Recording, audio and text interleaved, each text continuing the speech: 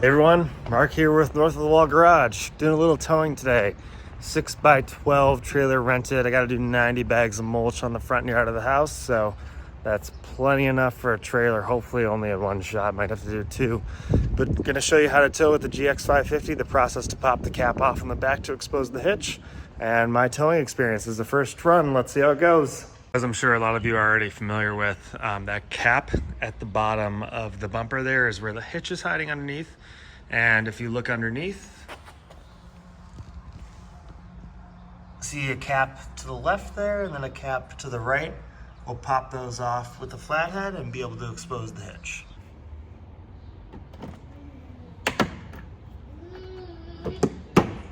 There's one.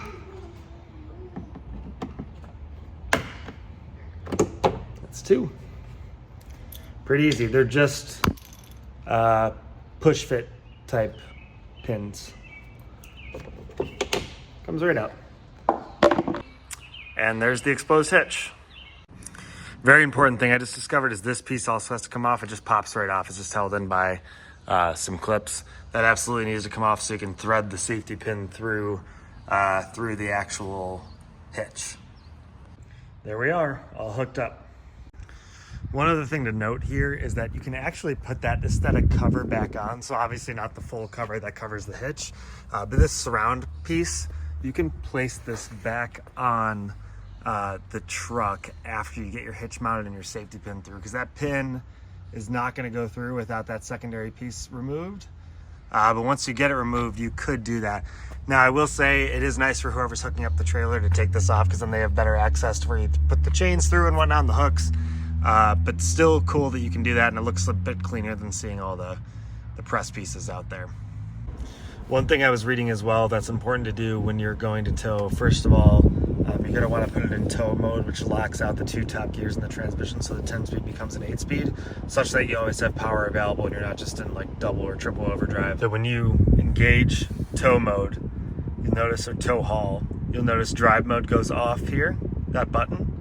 And you wouldn't find it in mode select. You just press tow haul, and then you get the confirmation on the dash there to the left in green, tow haul. Then the second thing you're going to want to do is go to your quick driver assist selection, and basically in the driver assist selection you can quickly turn off any of this stuff, and there's some convenient stuff here as well. What I'm going to ultimately turn off is the parking assist, so my trailer behind the car will not constantly be beeping when I'm backing up or whatever else. So the GX550 did really great towing. Towed ultimately about, there's 3,600 pounds of mulch in the back trailer there, and the trailer itself is, I don't know, 1,000 or 1,200 pounds. I can look up it exactly. So I mean, it approximates 5,000 pounds of towing. You can see there really is not much squat at all on the suspension. So I mean, this is what this truck is made for, and I just did a great job. So I've got a lot of work to do, unfortunately, with the gardens, but we'll deal with that. This truck handled this task beautifully, and this is where this car shines, I think, versus, you know, other vehicles that are more unibody or sort of sports type based. I'm thinking like Cayenne X5. This would be much more of an ask. So the GX550 did this beautifully, and very happy with it. So my main impressions from towing with the GX550 and just my overall view of this vehicle as a tow vehicle, it did really wonderfully. The torque, which is significant and much more than many of its competitors, even for example, the twin turbo V8 Mercedes G550, it just did really great with the torque. So you felt like the trailer wasn't even really there. Even fully loaded at 5,600 pounds, which was our final count, it just glided, really no issues. Sure, you feel the trailer on stops and bumps, but even the brakes and whatnot did not have to really test them much at all.